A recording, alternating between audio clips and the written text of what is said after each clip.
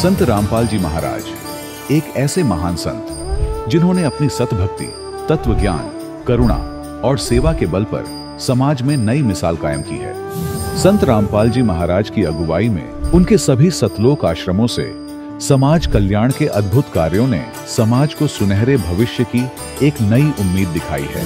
संत रामपाल जी महाराज से नाम दीक्षा लेने के बाद लाखों लोगों की लाइलाज बीमारियां जैसे कैंसर, एड्स आदि ठीक हुई।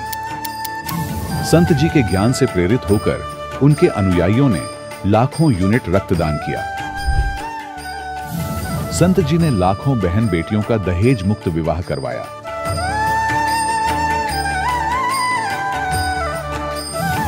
संत जी ने लाखों लोगों का नशा छुड़वाया, करोड़ों उजड़े परिवार बसे। संत जी के आश्रमों में समागम के दौरान निःशुल्क नेत्र चिकित्सा, दंत चिकित्सा प्रदान की जाती है। संत रामपाल जी महाराज द्वारा समय समय पर पर्यावरण संरक्षण के उद्देश्य से बड़े स्तर पर वृक्षारोपण किया जाता है। संत जी ने जरूरतमंदों को तत्काल राहत पहुंचाने के लिए एम्बुलेंस सेवा शुरू की। संत जी अपने अनुयायियों को देहदान के लिए प्रेरित करते हैं, जिससे मानवता की सेवा और चिकित्सा क्षेत्र में सुधार हो सके। संत रामपाल जी महाराज के सभी आश्रमों में हर रोज निःशुल्क भंडारा आयोजित किया जाता है, जहां हर वर्ग, हर जाति और हर धर्म के लोग एक साथ बैठकर भोजन करते हैं।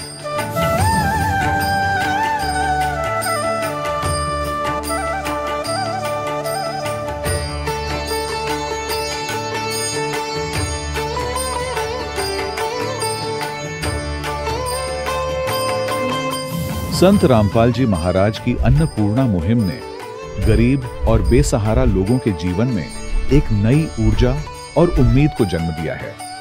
घर घर खाद्य सामग्री और जरूरी मदद पहुंचाकर संत रामपाल जी महाराज ने लोगों को दुख और मजबूरी से लड़ने की ताकत प्रदान की है।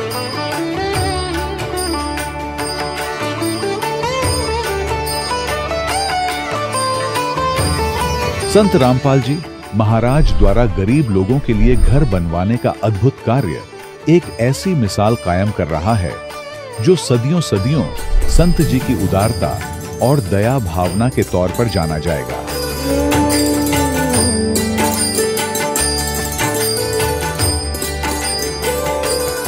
संत रामपाल जी महाराज के आश्रम में हजारों बुजुर्गों को सम्मान और प्यार के साथ जीवन जीने का अवसर मिलता है। उनके खाने, रहने और स्वास्थ्य की पूरी जिम्मेदारी संत रामपाल जी महाराज उठाते हैं। अनाथ बच्चों के लिए संत रामपाल जी महाराज के सभी आश्रम किसी वरदान से कम नहीं। यहाँ उन्हें शिक्षा, संस्कार और भविष्य के लिए बेहतर अवसर प्रदान किए जाते हैं।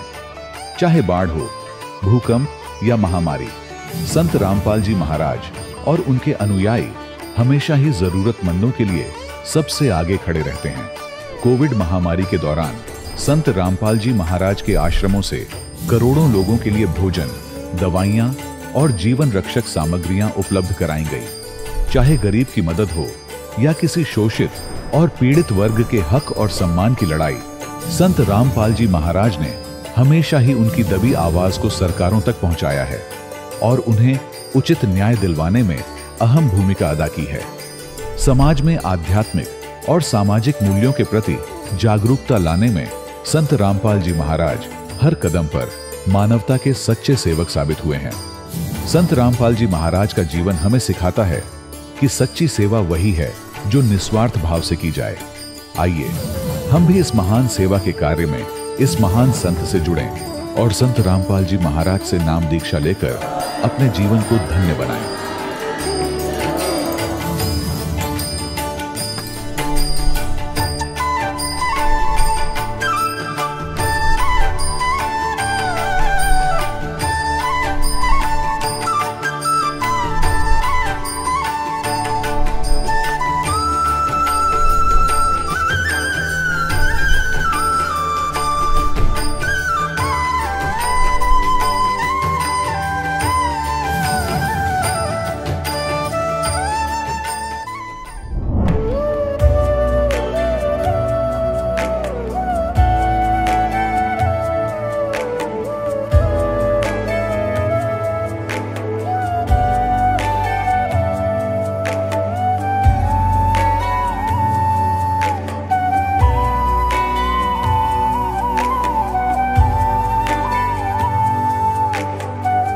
पूर्ण परमात्मा पाप कर्म दंड को भी काट सकता है। अभी तक जिस भी संत व महापुरुष से मिले, उन्होंने यही बताया कि पाप कर्म फल भोगने से ही समाप्त होगा।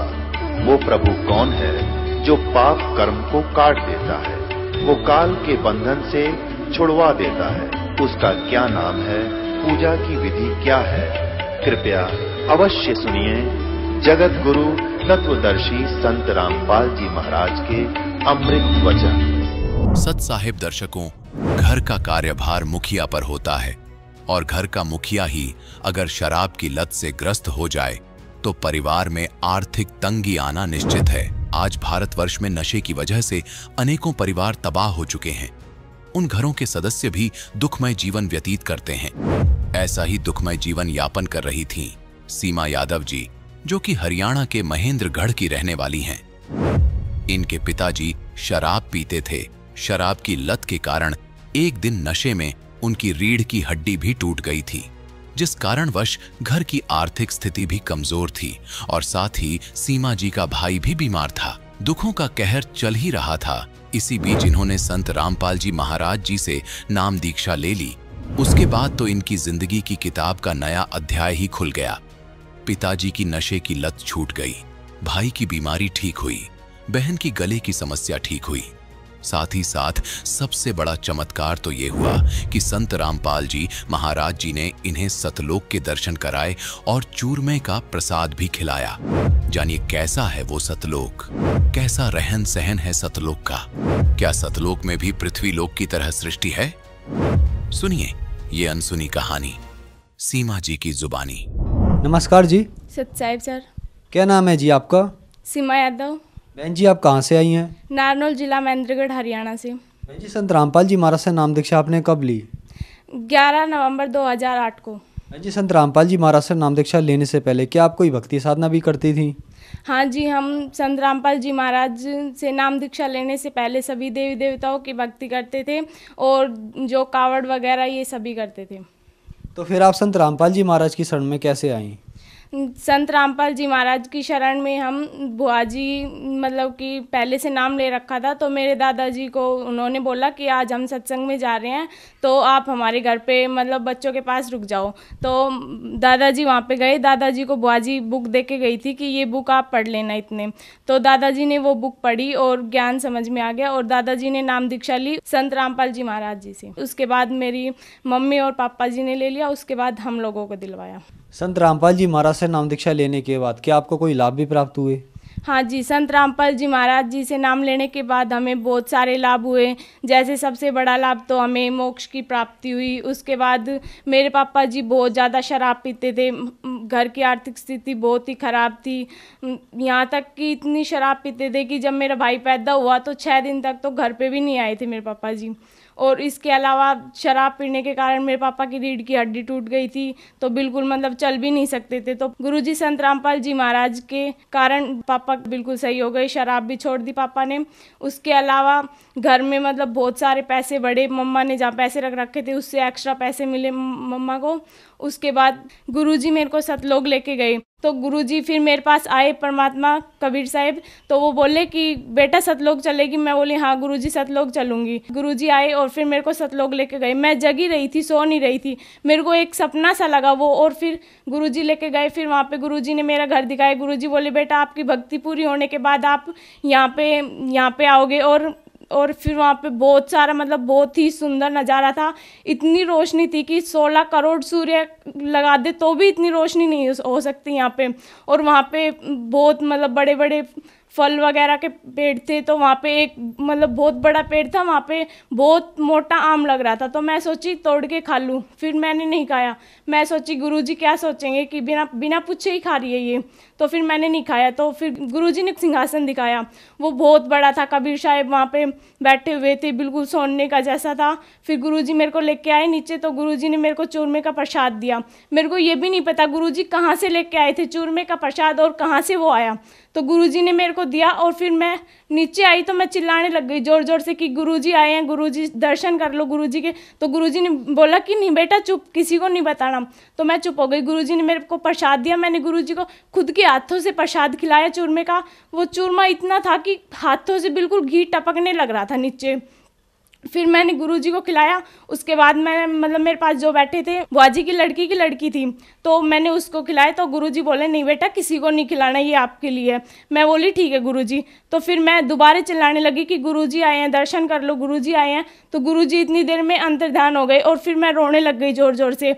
मैंने चूरमे का प्रसाद खाया। फिर मैंने जो मेरी बुआजी की लड़की मेरे पास लेटी हुई थी, मैंने उसको भी खिलाया। उसके अलावा मेरे पापा जी का बहुत बड़ा एक्सीडेंट हुआ था।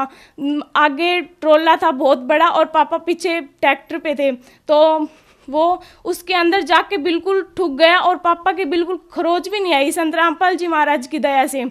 और इसके अलावा मेरे भाई पैदा हुआ तभी से इतना बीमार रहता था कि वो एक दिन घर पे रहता था तो 2 दिन डॉक्टर के पास ही रहता था, इतना ज़्यादा बीमार था। तो संत रामपाल जी महाराज की दया से वो भी ठीक हो गया। और इसके अलावा मेरी सिस्टर है, उसके गले में प्रॉब्लम थी बहुत बड़ी कि ना तो वो सांस ले सकती थी और ना कुछ खा पी सकती थी, कुछ भी उसके नीचे नहीं जाता था। तो यहाँ पे डॉक्टर को दिखाया तो वो बोले कि जयपुर चेक करवाओ इसको। फिर जयपुर चेक करवाया, जयपुर वाले बोले यहाँ पे नहीं होगा, आप गुड़गांव लेके जाओ। तो उसको गुड़गांव लेके गए। फिर उसके बाद डॉक्टर ने कहा कि 6 महीने तो इसकी मतलब दवाई असर ही नहीं करेगी, उसके बाद थोड़ी बहुत असर करेगी और ये भी कोई पक्का नहीं है कि ये ठीक होगी या नहीं होगी, इसका बचना बहुत ही मुश्किल है। तो पापा ने दिमाग लगाया, थोड़ा सोचा कि मतलब इसके नाम खंडित हो रहे होंगे। तो फिर वहाँ पे नामदान की मतलब कांटेक्ट किया किसी के पास और पूछा कि मतलब कहाँ से गया। तो इसका नाम शुद्ध करवाया, अमृत जल पिलाया। तो अमृत जल इसने बहुत आसानी से पी लिया, जहाँ की एक बूंद नहीं जा रही थी इसकी गले के नीचे, और वो उसने पानी आराम से पिया। उसके बाद इसने नारियल का पानी पिलाया, वो भी इसने आराम से पी लिया। संत रामपाल जी महाराज की दया से वो भी ठीक हो गया। मैं बहुत तेज़ बीमार हो गई थी और मतलब मेरे को ये नहीं पता चलता था कि मेरे क्या होता है क्या नहीं होता। मैं मतलब स्कूल में पढ़ रही हूँ, बेंच पे बैठी हूँ तो मैं बेहोश होकर गिर जाती थी वहाँ पे, और घर पे पैड़े में हूँ तो पैड़े में गिर जाती थी। जहाँ भी हूँ मेरे को कुछ नहीं पता चलता था मेरे साथ क्या होता है क्या नहीं होता। मैं बहुत ज़्यादा बीमार हो गई थी। तो पहले नारनौल के डॉक्टर ने दिखाया तो उन्होंने कहा कि भाई तू सोचती ज़्यादा है तो इसका कोई इलाज नहीं है। तो उन्होंने मेरे को दिन में 6 तो इंजेक्शन देते थे वो, और दवा। तो मैंने डॉक्टर को कहा नहीं मैं दवा नहीं लूँगी इतनी सारी, आप इंजेक्शन दे दो। फिर उसके बाद उन्होंने कहा नहीं दवा तो लेनी पड़ेगी, वैसे आप कैसे ठीक हो सकते हो। तो फिर पापा बोले नहीं भाई इसका यहाँ पे इलाज नहीं हो सकता, ये यहाँ पे थोड़ा बहुत भी असर नहीं है, इसको जैसे थी वैसे ही है, कुछ ज़्यादा ही बीमार हो रही है, मतलब पहले चल सकती थी अब ये चल भी नहीं सकती है बिल्कुल। तो पापा जयपुर लेके गए। जयपुर वाले डॉक्टर ने भी कहा कि भाई ये सोचती ज़्यादा है या फिर मतलब कोई बात है जो ये किसी को नहीं बताना चाह रही। मैं बोली नहीं ऐसी कोई बात नहीं है। तो मैंने परमात्मा से कहा परमात्मा आप ही ठीक कर सकते हो संत रामपाल जी महाराज। तो गुरुजी ने फिर मैं सोची नाम खंडित हो रहे होंगे किसी कारण से, तो फिर मैंने नाम शुद्ध करवाए और पहले से बहुत ठीक है बीमारी, और डॉक्टरों की वजह से कुछ नहीं, संत रामपाल जी महाराज ने ठीक किया है मेरे को। इसके अलावा बहुत सारे लाभ मिले हमें। मेरी जो सिस्टर थी उसकी अभी रमैनी हुई है परमात्मा की दया से, बिना दहेज उसकी रमैनी हुई है। रमैनी शादी को बोलते हैं, जो शादी होती है वैसे हमारे रमैनी गुरुजी की रमैनी करते हैं। तो वहाँ पे ना तो दहेज लिया जाता ना ही बैंड बाजा, कुछ भी नहीं होता, बिल्कुल सिंपल शादी होती है। संत रामपाल जी महाराज से नाम दीक्षा लेने के बाद आपको बहुत सारे लाभ प्राप्त हुए, तो जो दर्शक आज आपको देख रहे हैं आप उन्हें क्या संदेश देना चाहेंगी? उन्हें मैं संदेश तो क्या देना चाहती हूँ, पर मैं उनसे प्रार्थना कर सकती हूँ कि परमात्मा आए हुए हैं संत रामपाल जी महाराज, उनसे उनकी भक्ति समझो, बुक्स पढ़ो, बहुत सारी बुक है, या फिर टीवी चैनल पे बहुत सारे चैनल पे सत्संग आते हैं, उनके सत्संग सुनो और अपनी मोक्ष प्राप्ति करवाओ। संत रामपाल जी महाराज से नाम दीक्षा कैसे प्राप्त की जा सकती है? संत रामपाल जी महाराज से नाम दीक्षा प्राप्त करने का बहुत ही सरल आइडिया है। आप टीवी चैनल पे सत्संग आता है उस पे देख सकते हो, या बुक्स के पीछे भी नंबर रहते हैं, हर बुक्स के पीछे नंबर मिलेंगे, उस पे आप कांटेक्ट करके आपके जो भी जितना पास नामदान पड़ता है वहीं से आप नाम दीक्षा प्राप्त कर सकते हैं। धन्यवाद जी। सच्चाई। दर्शकों, अभी आपने सुने संत रामपाल जी महाराज से दीक्षा प्राप्त करके सुखी हुए भक्त के अनुभव। अब देखिए जगत गुरु तत्वदर्शी संत रामपाल जी महाराज के मंगल प्रवचन। कि दुर्वासा कोपेतः, दुर्वासा वहां क्रोधित हुआ किस बात पे? बच्चों ने मजाक कर दिया कि बिजली गिर गई थी, साधु संत ठीक है बेटा भाग जाओ, खबरदार आगे बकवाद करी है निकम्मो। ऐसे करते संतों के साथ मजाक करते, इतना कह के छोड़ सके था। और शराब दे दिया तुम्हारा नाश होगा। आम व्यक्ति से भी गिरे हुए थे ये लोग, जिनको मैं ऋषि माना करते थे। एक बुजुर्ग आदमी बड़े आदमी से को बालक मजाक भी कर ले, उसको इतना भयंकर शराब दिया करते हैं। पुरात्माओं जैसे किसी के हाथ में बंदूक है, पिस्टल है, और कोई बालक मजाक कर दे और उसका वो गोली मार दे, वो तो एक ढेर आदमी होगा समर्थ, उसको पता है तो कितनी कितनी भयंकर वस्तु लिए रहा है, किसके ऊपर दाग रहा है। वो नीच व्यक्ति होता है, मजाक करने पे भी इतनी भी सहन नहीं कर सकता। तो इस स्थिति के थे वो ऋषि, उनके पास ये हथियार थे वचन के और शराब देने के। तो यहां सूक्ष्म वेद में लिखा है कि दुर्वासा कोपेतः, क्रोधित हो गए और समझ न आई नीच, ये भी नहीं सोचा तू क्या करने जा रहा है। और 56 करोड़ यादव कट गए और वह मची रुद्र की कीच, यानी रक्त की गारा माच की, खून की गारा मच की। 56 करोड़ आदमी जहां लाश हो जाए और नदी बह कर चल पड़े खून की, रक्त की। तो यहां पुण्यात्माओं, ना तो ये भगवान समर्थ जिनको हम पूजा करते, ना ये ऋषि एक अन्य के जिनको ज्ञान ही नहीं था, इनको ये नहीं पता भगवान कौन है। अब ये भगवान के लिए निकले थे घर से, साधना करेंगे, भक्ति करेंगे। अंगार, अंगारों से शीतलता की खोज करने लगे। अंगारों पर चलने के अभ्यस्त हो गए। थोड़ी आंच को भी हम, थोड़ी ही आग को, आंच को हम सुख मान रहे। झूठे सुख को सुख कहे, ये मान रहा मन मोद। ये सकल चबीना काल का, कुछ मुख में कुछ गोद। अब परमात्मा क्या कहते हैं? भाई तन दर सुखिया कोई न देखा, जो देखा सो दुखिया हो। उदय अस्त की बात करे मने, सबका किया विवेका हो। सबका किया विवेका हो। तन दर सुखिया कोई न देखा, जो देखा सो दुखिया हो। उदय अस्त की बात करे मन, सबका किया विवेका हो। सबका किया विवेका हो। भाई घाटे बाधे सब जग दुखिया, के गृहस्थी बैरागी हो। घाटे बाधे सब जग दुखिया, के गृहस्थी बैरागी हो। सुख देव ने दुख के डर से, गर्भ में माया त्यागी हो। गर्भ में माया त्यागी हो। तन दर सुखिया कोई न देखा, जो देखा सो दुखिया हो। उदय अस्त की बात करते हैं, मन सबका किया विवेका हो। सबका किया विवेका हो।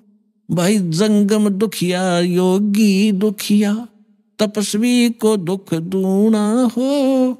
जंगम दुखिया योगी दुखिया, तपस्वी को दुख दूना हो। आशा तृष्णा सब में व्यापे, कोई महल न सुना हो। कोई महल न सुना हो। तन दर सुखिया कोई न देखा, जो देखा सो दुखिया हो। उदय अस्त की बात करते हैं, मन सबको किया विवेका हो। सबका किया विवेका हो। भाई साच कहूं तो जग ना माने, पर झूठ कही ना जाई हो। साच कहूं तो ये जग ना माने, पर झूठ कही ना जाई हो। ये ब्रह्मा विष्णु शिव जी दुखिया, जिन ये राह चलाई हो। जिन ये राह चलाई हो तन दर सुखिया, कोई न देखा जो देखा सो दुखिया हो। उदय अस्त की बात करते हैं, मन सबका किया विवेक का हो, सबका किया विवेक का हो। भाई सूरपति दुखिया भूपति दुखिया, रंक दुखी बपरीती हो। सूरपति दुखिया भूपति दुखिया, रंक दुखी बपरीती हो। कहे कबीर और सब दुखिया, एक संत सुखी मन जीती हो। संत सुखी मन जीती हो, तन दर सुखिया कोई न देखा, जो देखा सो दुखिया हो। उदय अस्त की बात करते हैं, मन सबको किया विवेक का हो, सबका किया विवेक का हो। सूरपति दुखिया भूपति दुखिया, रंक दुखी बपरीती हो। सूरपति दुखिया भूपति दुखिया, रंक दुखी बपरीती हो। कहे कबीर और सब दुखिया, एक संत सुखी मन जीती हो। संत सुखी मन जीती हो, तन दर सुखिया कोई न देखा, जो देखा सो दुखिया हो। उदय अस्त की बात करते हैं, मन सबका किया विवेक का हो, सबका किया विवेक का हो। पुणात्माओं, सौभाग्य आपका और धन आपके माता पिता जिनसे जन्म हुआ। आपको वो अनमोल वचन सुनने को मिल रहे हैं जो इन ब्रह्मा विष्णु महेश को भी छींट भी नहीं लगी थी इस ज्ञान की, जो आपके ऊपर वर्षा कर दी भगवान ने। कभी सीडी के माध्यम से, कभी सत्संग के माध्यम से, कभी चिप के माध्यम से परमात्मा आपकी आत्मा पर वर्षा कर रहे हैं। और इस ज्ञान से एक बार परिपूर्ण हो जाना, आप देखना फिर भगवान यहाँ भी सुख देगा और सतलोक में जाओगे जहाँ कभी मृत्यु नहीं होती, कभी वर्ध अवस्था नहीं आती, किसी चीज का अभाव नहीं वहां पर। अब जो प्रसंग चल रहा है, जिस लोक में आप रह रहे हो ये अंगार बरस रहे हैं, और जहां अंगार थोड़े से कम हैं, हल्की आग वाले, हम उनको सुख मान बैठे हैं। अब क्या बताते हैं कि घाटे बाधे सब जग दुखिया, और के गृहस्थी बैरागी हो। अब देखो पुणात्माओं, परमात्मा पाने के लिए जिसने घर त्याग दिया, हम उसको बैरागी मानते थे, सन्यासी मानते थे।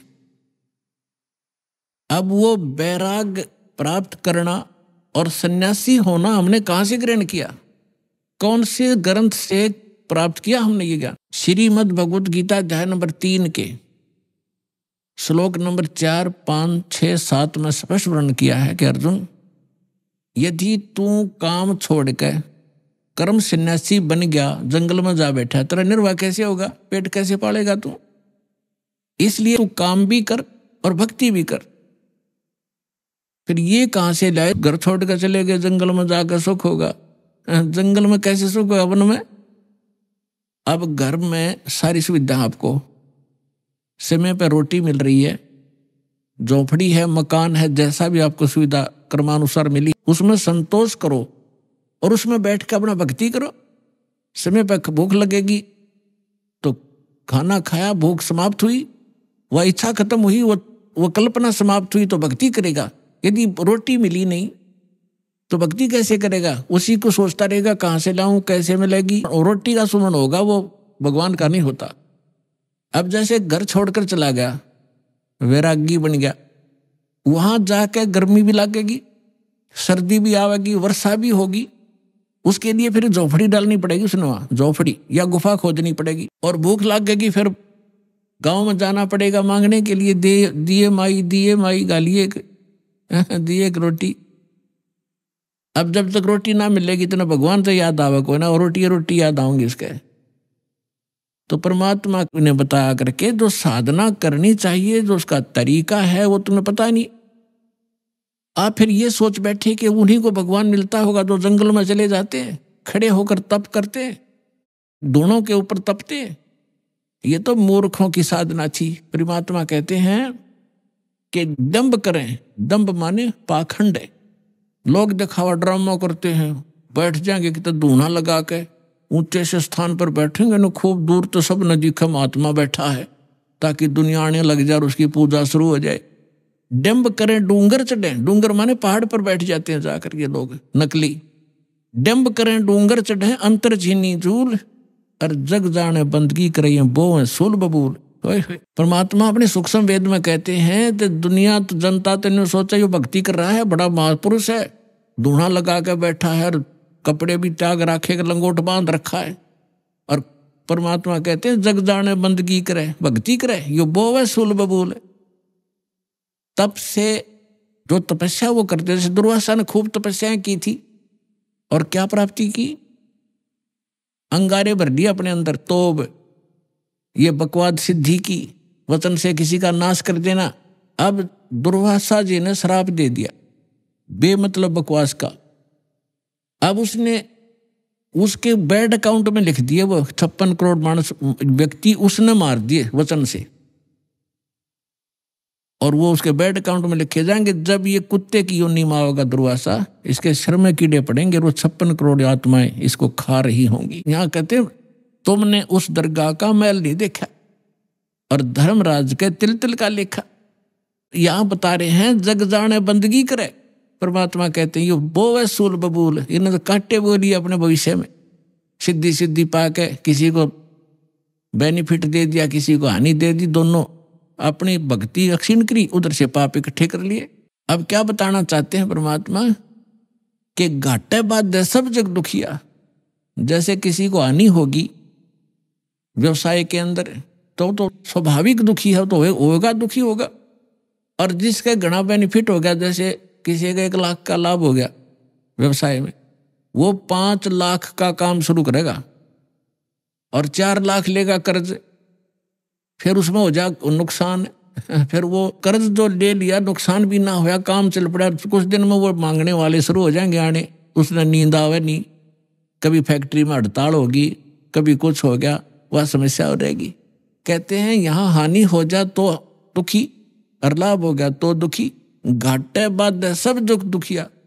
और के गृहस्थी बैरागी हो, अब बैरागी बनकर जंगल में जा बैठा, वहां भूख लगी, समस्याएं गर्मी और सर्दी वर्षा, ओले पड़े सिर में, फोड़ दे सिर ने, उसके लिए झोंपड़ी डाली, फिर बर्तन भी लाया तो इधर से मांग मूंग गए, फिर वो सांग जोड़ लिया जो छोड़ कर गया था घर से। क्या फायदा है वहां जंगल में बैठने का, घर में समय पर टूक मिल रहा है, रोटी मिल रही है, खाओ और भजन करो, अपना काम भी करो, निर्वाह भी करो। तो ये वास्तविक तरीका यही था। इन नकलियों को देखकर हम सच्चाई हमें प्राप्त नहीं थी, हम भी ये सोचते रहे कि इन्हीं को भगवान मिलेगा, फिर भी हम छोटी मोटी अपनी राहत के लिए भगवान को याद करते रहते थे। वो भी तरीका ठीक नहीं था। कहते हैं घाटे बाद सब जग दुखिया, के गृहस्थी बैरागी हो। और सुखदेव ने दुख के डर से गर्भ में माया त्यागी हो। अब मां के गर्भ में बच्चे को अपना भविष्य का और पूर्व जन्म की सारी याद रहती है कि पिछले जन्म में मैंने क्या क्या गलतियां की, इतने मनुष्य जीवन मुझे मिले, मैंने कैसे बर्बाद कर दिए, संत पूरा मिला नहीं, साधना ठीक बनी नहीं, अटपट करके सिद्धियां प्राप्त करके अपना जीवन नाश किया, फिर 84 लाख योनियां भोगी मैंने। वो सारी इतिहास देखता रहता, पिछली बैकग्राउंड ट्रेलर चलता रहता, इसके आगे अगला जीवन भी उसको दिखाई देता कि इसमें मेरे साथ क्या बनेगी। तो ये सोचता है कि हे भगवान अब के इस नरक से निकाल दाता, पीछे गलती हुई सो हुई, अब के गलती नहीं करूंगा, परम संत को खोजूंगा, केवल भक्ति करूंगा, आपकी याद करूंगा, पीछा छुटवाऊंगा, जन्म मरण का रोग कटवाऊंगा और केवल अपना छोटा निर्वाह के लिए अपना सिंपल वे से रहूंगा और निर्वाह के लिए काम भी करूंगा, लेकिन भक्ति अवश्य करूंगा, मूल उद्देश्य जानकर करूंगा, मुझे एक बार निकाल दो बाता था। तो इसी बात को याद करके सुखदेव ऋषि जी ने 12 वर्ष तक गर्भ से बाहर नहीं आए। फिर ब्रह्मा विष्णु महेश यहाँ के व्यवस्थक हैं। इनको चिंता बनी, काल ने इनको प्रेरणा की। इन्होंने मीटिंग की कि अभी एक सुखदेव नाम के एक ऋषि है, एक बच्चा है गर्भ से बाहर नहीं आ रहा है, 12 वर्ष हो गए। ऐसे अगर ये मर्यादा हमारी खराब होगी तो बहनें 12-12 वर्ष तक बच्चों को गर्भ में रखने लगेंगी तो माँ दुखी हो जाएंगी। बच्चा तो 9 महीने मुश्किल से हो जाता है इन बहनों को, माताओं को गर्भ में रखना। तो उन्होंने सोचा भी चलो वो ऋषि आत्मा है, उससे प्रार्थना करते हैं, उसी को कहते हैं, उसको मनाते हैं। तीनों आगे, तब तीनों ने आकर कहा कि भाई सुखदेव तू बाहर आ जा, ऐसे ऐसे हमारी परंपरा खराब मत कर।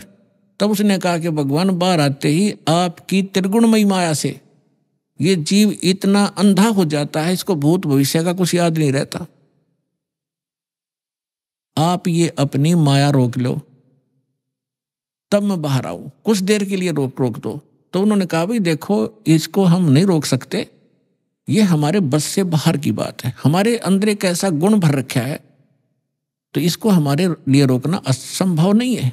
तो सुखदेव बोला मैं तो बाहर आऊं नहीं, चाहे 20 वर्ष रहना पड़ो, 100 वर्ष रहना पड़ो।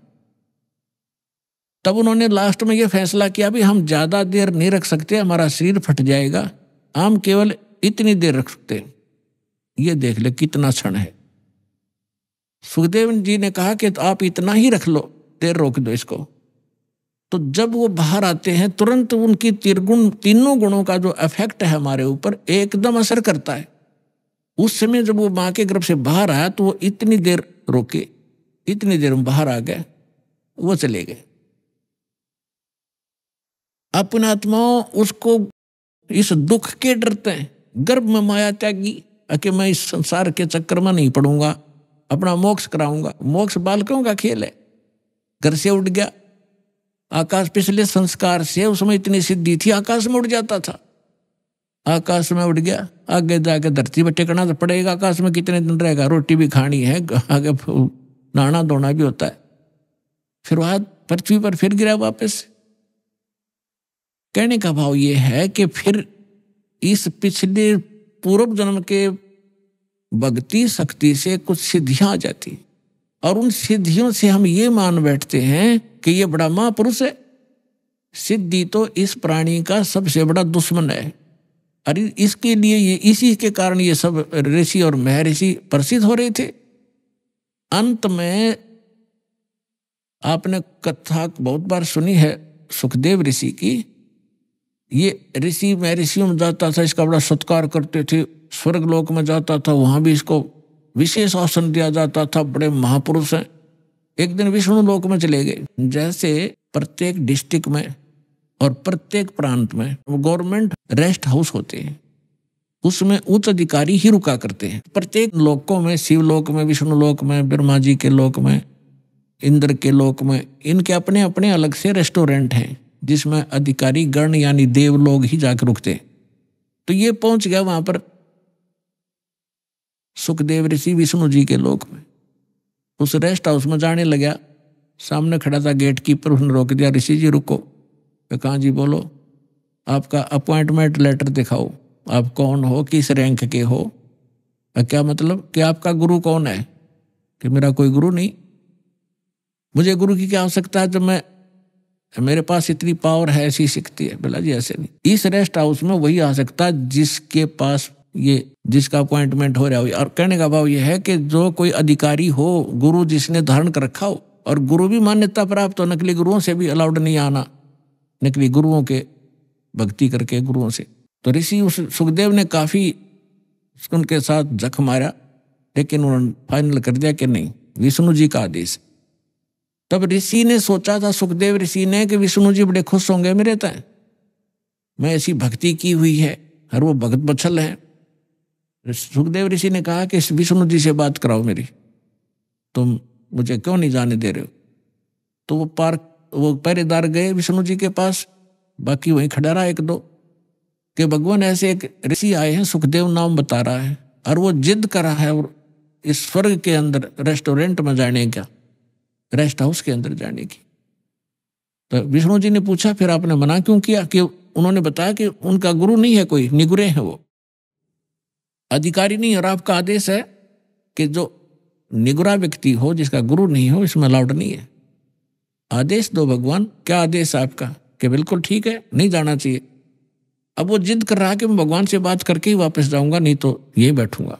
तो भगवान विष्णु ने आए बाहर। अब ऋषि जी ने सोचा तो यूं था कि विष्णु जी बड़ी शाबाशी देंगे मेरे को, और ये सोच रहा था कि ये पहरेदार गेट कीपर ये मुझे जानबूझ कर हरास कर रहे हैं। विष्णु जी तो आते मुझे सीने से लगाएंगे, भगत वत्सल भगवान हैं, सतो गुणी हैं। जब भगवान विष्णु ने आकर पूछा कि ऋषि जी क्या वाद विवाद है तुम्हारा, यहाँ कैसे आए आप, तो आधा फ्यूज तो वहीं हो गया भगवान के चेहरे को देखकर कि आज ठीक ढंग से बोल नहीं रहे। तब ऋषि ने कहा कि सुखदेव ने जी, मैं ऐसे ऐसे, सुखदेव नाम है मेरा, और मैं रेस्ट हाउस में, इस रेस्टोरेंट में जाना चाहूँ था स्वर्ग में, इन्होंने मना कर दिया जाना, इन्होंने मुझे रोक दिया। तो भगवान विष्णु ने उन्हीं के सामने पूछा पहरेदारों से, अभी क्यों रोक दिया आपने ऋषि जी को? पहरेदारों ने बताया कि आपका आदेश है, जिनका गुरु नहीं है, मान्यता प्राप्त गुरु, वो आपके स्वर्ग में अलाउड नहीं है। तब विष्णु जी ने पूछा क्यों ऋषि जी, आपका कोई गुरु नहीं? अक नहीं जी। सुखदेव बोले नहीं, मेरा कोई गुरु नहीं, कि जाइए आप यहां से और गुरु बना कर आइए यहाँ पर। अपने आत्माओं देखो, ज्ञान से आपको पता चलेगा, सुख संवेद से, तत्व ज्ञान से। अब देखो अभी तक हम क्या देखा करते, दास ने खूब देखा, जिन्होंने लाल कपड़े पहन लिए और कोई गुरु पद प्राप्त कर लिया, घर त्याग दिया, सन्यास हो गए, ब्रह्मचारी हो गए, तो वो ये सोचा करते गृहस्थी तो एक नेग्लेक्टेड आदमी है।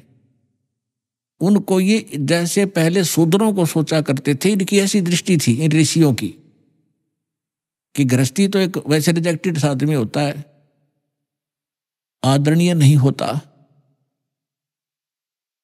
अब सुखदेव ऋषि ने कहा कि जी मैं किसको गुरु बनाऊं, मेरे योग्य गुरु पृथ्वी पर नहीं है। तो भगवान ने कहा कि ऋषि जी ये भी तेरा वहम है, तेरा अहंकार बोल रहा है, और जाइए राजा जनक को गुरु बनाना, जो सीता जी के पिताजी कहलाए थे राजा जनक। अब राजा जनक के काफी रानियां थी, गृहस्थी थे और भगत भी थे। अब सुखदेव ऋषि इतना अहंकारी कि गृहस्थी लोग, राजा लोग तो मेरे चरण छूते हैं, और मैं गृहस्थी को जाकर के, राजा को जाकर के नमस्कार करूं, क्योंकि गुरु बनाना है तो प्रणाम भी करना है, दंडवत भी करनी है, मत्था भी रगड़ना है। अहंकार खड़ा हो गया, वहां से तो आ गया। लेकिन वो दूसरे स्वर्ग में, कॉमन स्वर्ग है इंद्र का लोक, उसमें ये चला जाता था। जब उसमें दोबारा गया उस दिन उसका चेहरा उतरा हुआ था। अन्य जो देव वहां बैठे थे वो कहने लगे ऋषि जी आज क्या बात है, मायूस बहुत हो तुम।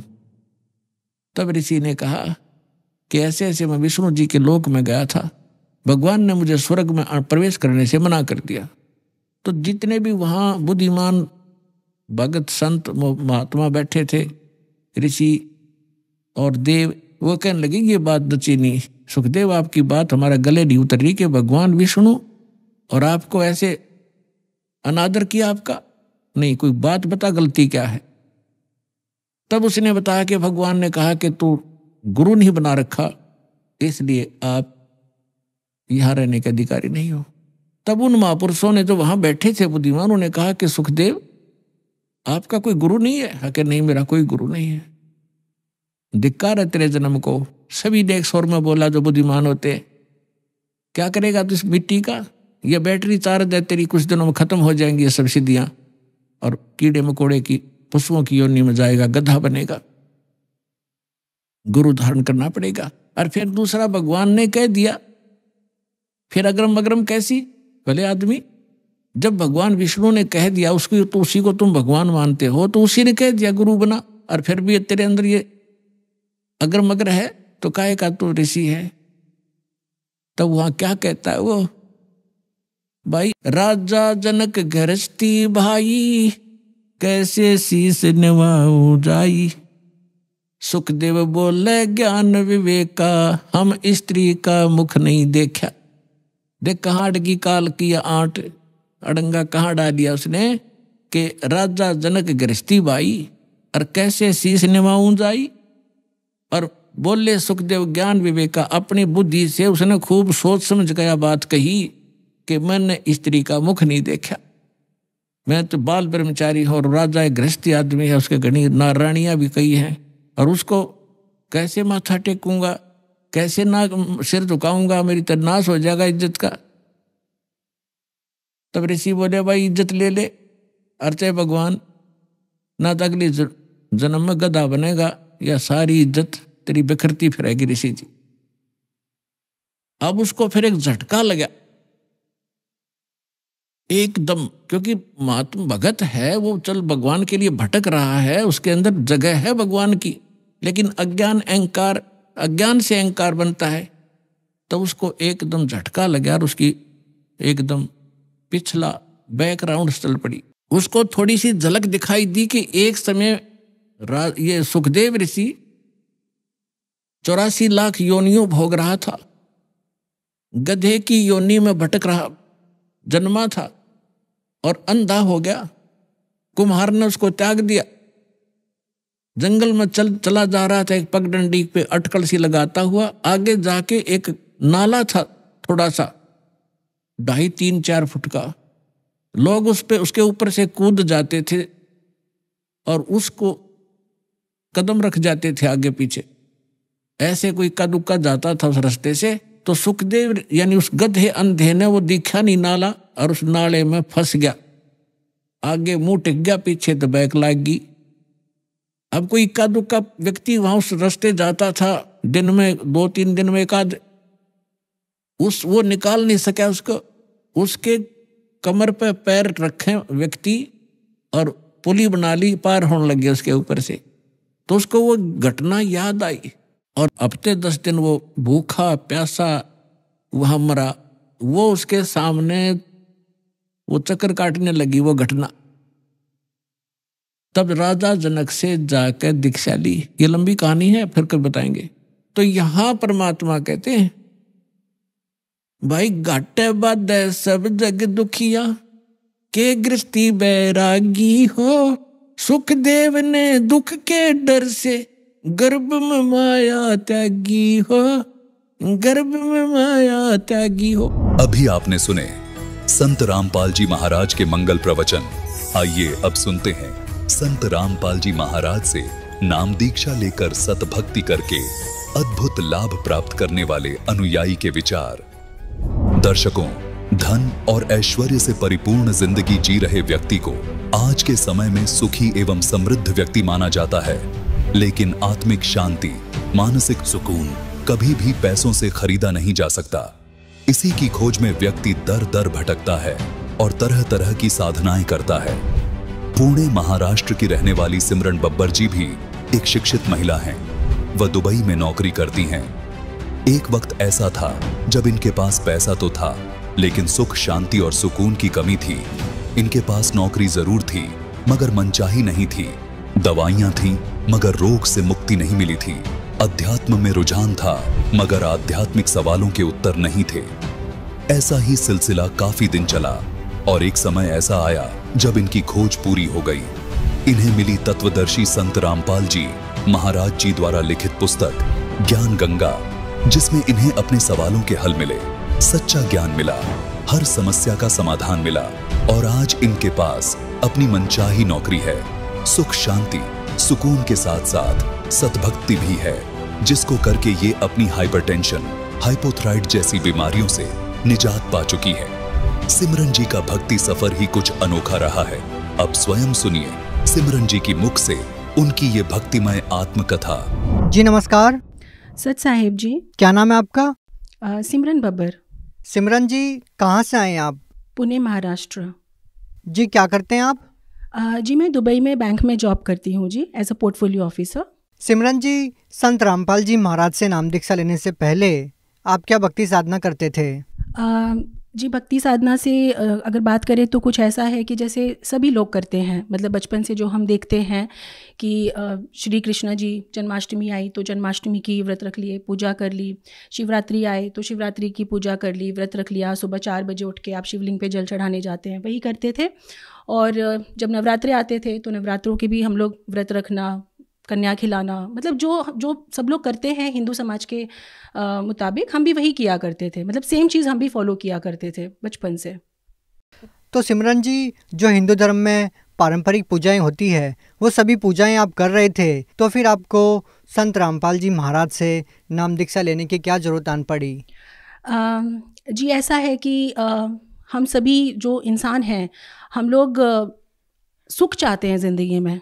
हम मनुष्य जीवन लेते हैं तो हमें सुख चाहिए, हमें आर्थिक सुख चाहिए, फिनेंशियल हमें सुख चाहिए, हमें फिज़िकल सुख चाहिए, हमें मेंटल पीस चाहिए, हमें बहुत कुछ चाहिए होता है। लेकिन जो साधना, जो भक्ति हम करते हैं उसमें कई बार ऐसा होता है कि हमारे अंदर शंकाएं आ जाती हैं, कुछ डाउट्स आ जाते हैं कि कुछ ना कुछ है जो मिसिंग है।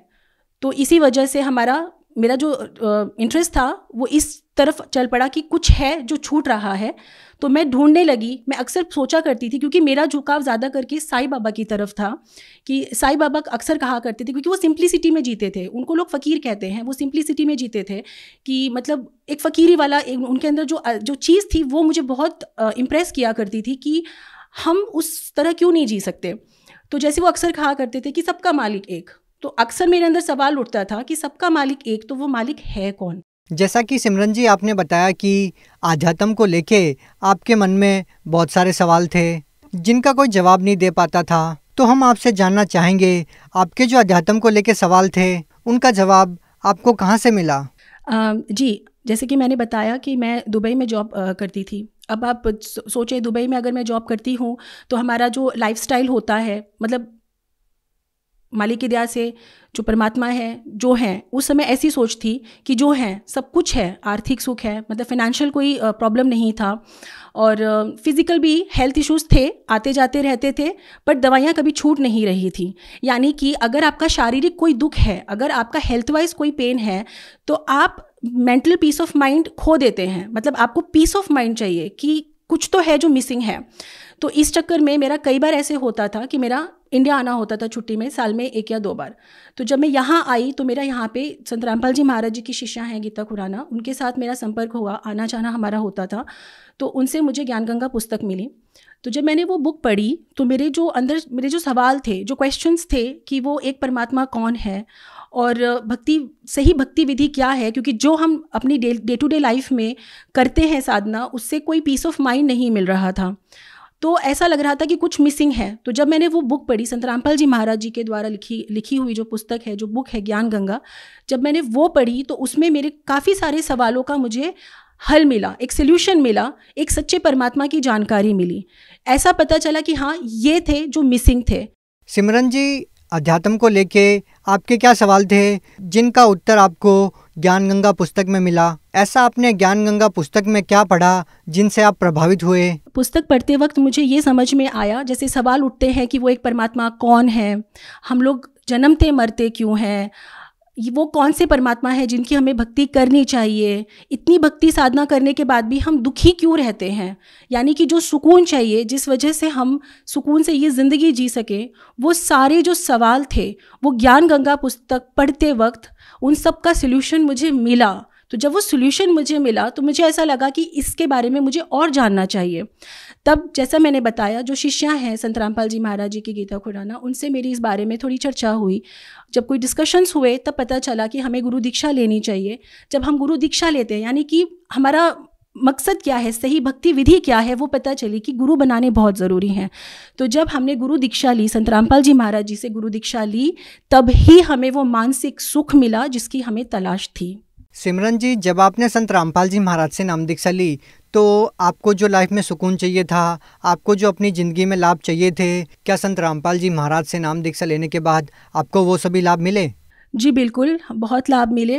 अक्सर क्या होता है कि हम लोग हमारे सुकून के लिए क्या करते हैं, हम लोग ड्राइव पे चले जाते हैं, बीचेस पे चले जाते हैं, क्लब्स जाते हैं, पार्टी करते हैं, गेट टुगेदर करते हैं दोस्तों और कलीग्स के साथ कि हमें सुकून मिले, हमें अच्छा लगे।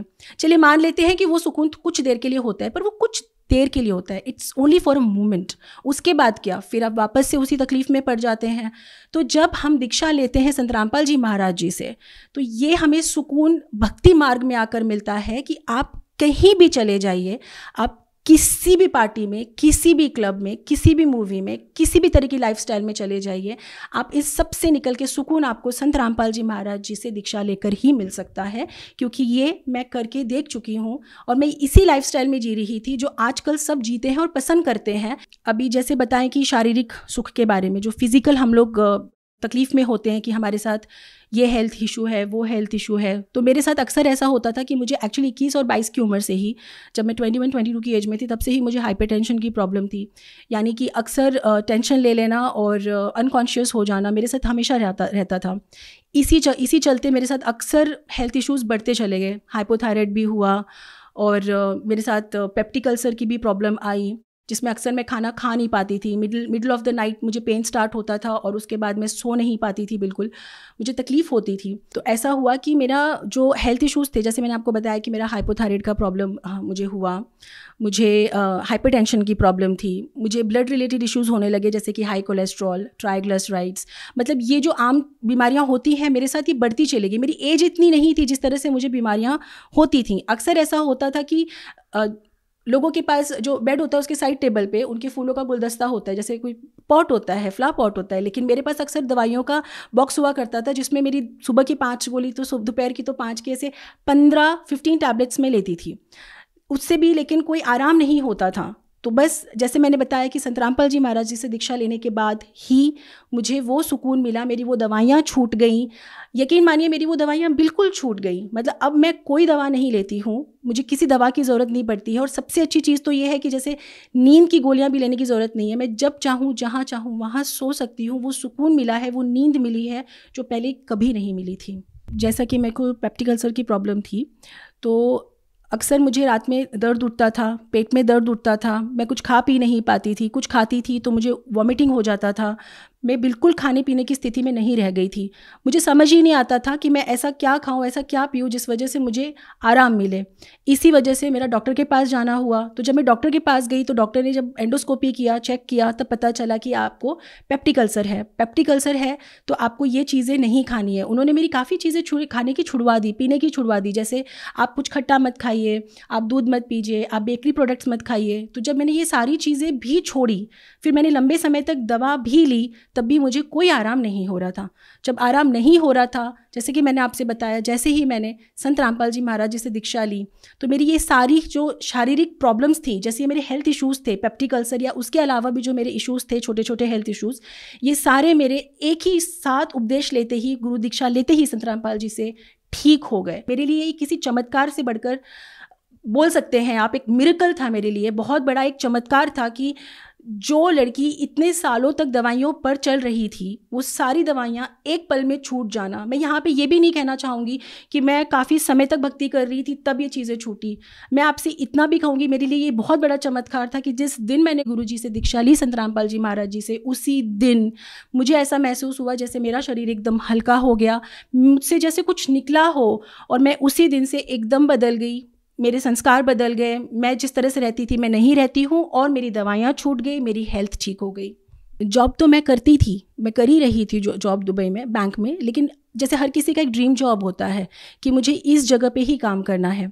तो संत रामपाल जी महाराज जी की शरण लेने के बाद मेरे साथ कुछ ऐसा ही हुआ, इसे भी मैं चमत्कार ही कहूँगी, कि मैं वहाँ पे पहले भी 2 बार इंटरव्यू दे चुकी थी, लेकिन ऐसा हुआ नहीं। दुबई में नंबर 1 बैंक है, it's a number 1 bank of UAE called first Abu Dhabi bank, but मेरा वहाँ पे हो नहीं रहा था। 2 बार ट्राई किया था, किसी न किसी वजह से वो नहीं हो पाता था। संत रामपाल जी महाराज जी से दीक्षा लेने के बाद जब मेरा वापस दुबई जाना हुआ, और जिस जगह मुझे जॉब करनी थी उस जगह से मुझे ऑलरेडी इन्फॉर्म कर दिया गया था कि वहाँ पे इंटरव्यू होना है और फाइनल इंटरव्यू होना है।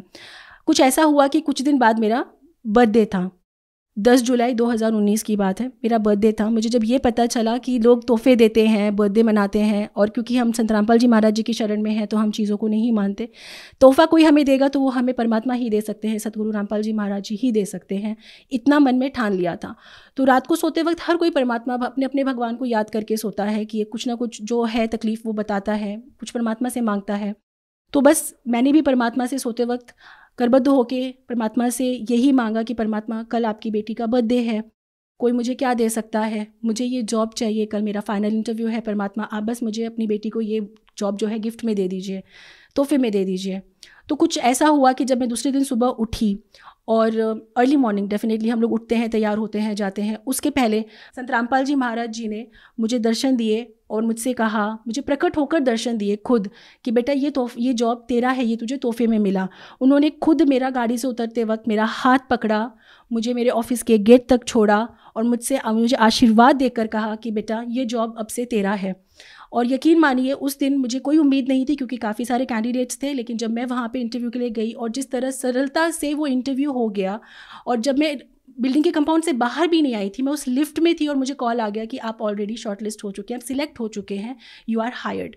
तो मुझे रोना आ गया क्योंकि मैं काफ़ी समय से ट्राई कर रही थी उस जॉब के लिए और वो हो नहीं रहा था। मेरी ख्वाहिश थी कि मैं उस जगह पे एक बार काम करूं और मुझे वो जॉब इतनी आसानी से परमात्मा बंदी छोड़ सतगुरु रामपाल जी महाराज जी की दया से मिल गया। सिमरन जी, जैसा कि आपने बताया कि आपके पहले का जो लाइफस्टाइल था वो बिल्कुल अलग था, अब आप संत रामपाल जी महाराज द्वारा दी गई भक्ति करते हैं और उनके आधार पे चलते हैं। तो आज का जो पढ़ा लिखा समाज है, आज की जो युवा पीढ़ी है, वो लोग भक्ति से कोसों दूर है और वो सब इन चीज़ों में बिलीव भी नहीं करते। और संत रामपाल जी महाराज से नाम दीक्षा लेने के बाद आपका जीवन बिल्कुल बदल गया, आपका लाइफस्टाइल बदल गया। क्या कहना चाहेंगे उन सभी लोगों को आप? सतगुरु रामपाल जी महाराज जी से दीक्षा लें, उनकी शरण में आए, उस ज्ञान को समझे, उस शास्त्र विधि साधना को करें जिससे हमारी ये सारी बुराइयां छूट सकती हैं, हम सही रास्ते पे चल सकते हैं, हम एक सच्ची साफ सुथरी ज़िंदगी जी सकते हैं, हमें सही शास्त्र विधि साधना मिल जाएगी। हमारा जो मनुष्य जीवन है, हमें जो ये ह्यूमन लाइफ मिलती है, why do we get a human life? We get it only for salvation. हमें मुक्ति के लिए मिलती है, मोक्ष के लिए मिलती है। 84 लाख योनियों के बाद अगर हमें एक मनुष्य जीवन मिला है तो इसका कोई मकसद है। तो मेरी आप सबसे विनती है कि हम जिस तरह की ज़िंदगी जी रहे हैं उससे कुछ वक्त बाहर निकाल के आएँ, सतगुरु रामपाल जी महाराज जी का ज्ञान सुने, समझें और उनसे दीक्षा लें और अपने जीवन का कल्याण करवाएं। सिमरन जी, एक और सवाल हम आपसे जानना चाहेंगे। जो लोग इंडिया से बाहर रहते हैं, और हम सब समझते हैं कि जो लोग इंडिया से बाहर रहते हैं उनकी रुचि आध्यात्म की तरफ कम ही रहती है और उनकी रुचि भौतिकता की तरफ ज़्यादा रहती है, तो उन सभी लोगों को आप क्या कहना चाहेंगे? What message would you like to pass for Bhagat Samaj? Okay, my humble request to all the people in the world, India, outside India, or belongs to whatever country, I would like to request, please stop following the path in which we are walking. Come out of that path. Come out of your habits, wrong habits, bad habits. Come out of it. Understand, why do we get the human life? We get one human life. For what? There is no difference in animals and humans if we are living the same life of animals. We are not doing anything special. For what we have got this human life? The only aim, the only motive for which we get this human life is to achieve salvation. What is salvation? We all know. So, please go to the website of Sant Rampal Ji Maharaj, Jagat Guru Tattvadarshi Sant Rampal Ji Maharaj. There is a website. Then we have Facebook channels. We have YouTube channels. Go watch Satsang. Sant Rampal Ji Maharaj Satsang is available. Watch. Understand the importance of human life for which we have come in this world. Instead of going around the world of alcohol, smoking, movies, fashion, come out of it. Come out of it. Go with the satsang of Sant Rampal Ji Maharaj on these channels which I have told you, YouTube, Facebook, all social medias, even the website. Go search. There are numbers mentioned below the satsang when you watch. Call on those numbers. Call ashrams. We have Namdan centers over there in all the countries. We have in every city we have a Namdan center. Call them. If you have any doubts, you can even call and clear it up. Meet the people. Go take Guru Diksha from them. Take Nam Diksha from Sant Rampal Ji Maharaj. And please, my humble request, come out of the dirty life which we are living and come to our worship. Achieve salvation for what we have got this human life. जी बहुत बहुत धन्यवाद सत साहिब जी।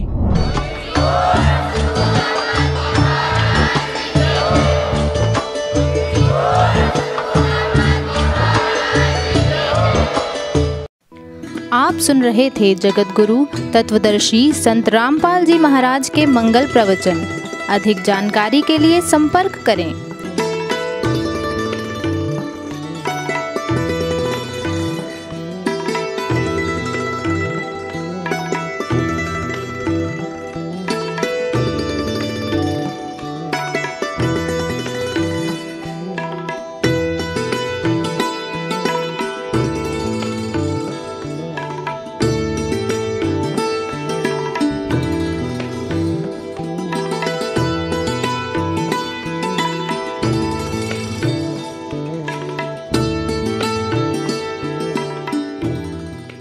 जगत गुरु तत्वदर्शी संत रामपाल जी महाराज जी के पावन सानिध्य में भक्ति की अलख जगाने तथा श्रद्धालुओं को सत्य भक्ति मार्ग का रास्ता दिखाने हेतु कनाडा के लोकप्रिय चैनल द TVNRI चैनल पर जगत गुरु तत्वदर्शी संत रामपाल जी महाराज जी के मंगल प्रवचनों का प्रसारण प्रतिदिन सुबह 7:30 बजे से 8:30 बजे तक तथा रात्रि 7:30 बजे से 8:30 बजे तक किया जा रहा है। इस सत्य भक्ति मार्ग को अपनाने के लिए अधिक से अधिक सत्संग प्रसारण देखें। इस सत्संग प्रवचन का सीधा प्रसारण संत रामपाल जी महाराज लाइव सत्संग YouTube चैनल और जगत गुरु संत रामपाल जी महाराज फेसबुक पेज पर भी देख सकते हैं।